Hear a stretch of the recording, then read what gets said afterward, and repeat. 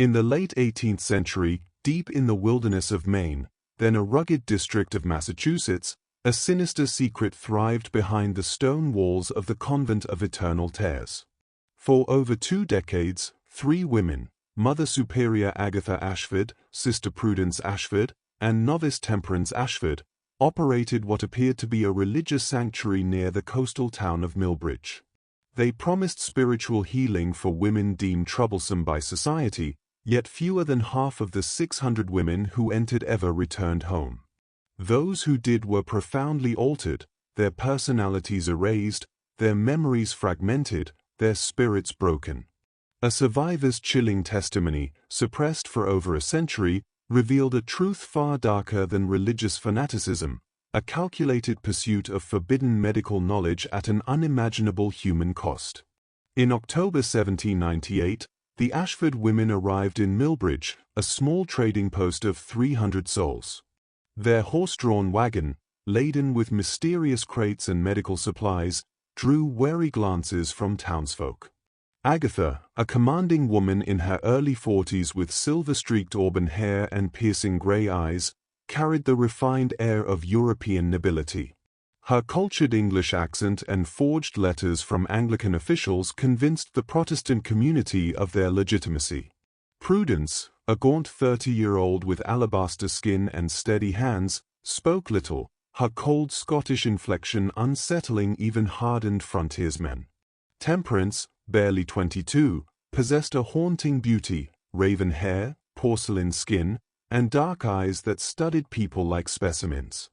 Her smile never reached her eyes, chilling those who met her gaze. Claiming to be Anglican nuns fleeing persecution, the sisters purchased 200 acres of remote forest land with a fortune in gold coins. They hired local laborers to construct a fortress-like convent, 3 stories of gray stone with thick walls, high, narrow windows, and a reinforced basement. Workers questioned the unusual features, heavy locks, drainage systems for large liquid volumes, and ventilation shafts more suited to a hospital than a house of God. Agatha explained these as necessary for penitence and solitude, satisfying most, though some whispered of a fortress, not a sanctuary. The Convent of Eternal Tears opened in 1799, offering costly spiritual reformation for women who defied societal norms, unmarried mothers, rebellious wives, or daughters too fond of books or politics. Fees ranged from $20 silver for a month to $100 for complete reformation. Families across New England, from Boston to Portsmouth, sent their problematic women, lured by whispers of miraculous transformations. Dr. Samuel Hartwell, a progressive physician, endorsed the sisters' methods, impressed by their apparent understanding of feminine hysteria. Privately, he accepted payments and case studies to bolster his career, turning a blind eye to their true methods. The convent's reputation grew, but so did its secrets.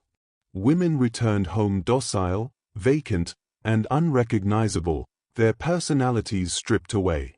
Mary Prescott, once a spirited 19-year-old, came back after 6 months unable to recognize her favorite possessions or friends.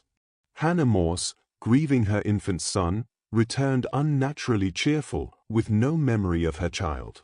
Elizabeth Thornton, committed for accusing her husband of adultery, retracted her claims and forgot the scandal entirely, plagued by headaches and confusion. All bore mysterious scalp scars, hidden by regrown hair, and claimed no memory of their time at the convent beyond vague prayers. In February 1803, trapper Thomas Brewster, hunting near the convent, heard screams piercing the snowy night. Creeping closer, he peered through a basement window and witnessed a nightmare, a woman strapped to a table, her head shaved and skull opened, as Prudence manipulated a metal rod into her brain. Agatha recorded observations with clinical detachment, while Temperance assisted with surgical precision. The woman's screams faded as she lost consciousness, but the sisters continued their work, unmoved. Thomas fled, his account dismissed by his father and town leaders as a hallucination, though Deacon Morrison's discreet inquiry was deflected by Agatha's smooth assurances of spiritual cleansing.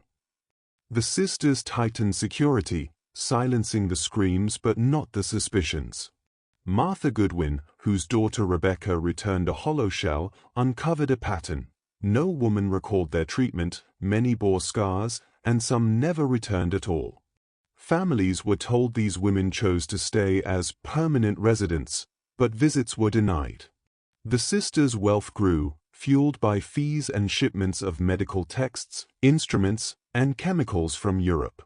They sent out detailed reports and preserved specimens, trading in a black market of human experimentation data with universities in Vienna, Edinburgh, and Paris. In 1818, Sarah Whitman, a 24-year-old Bostonian committed for bearing a child out of wedlock, arrived at the convent.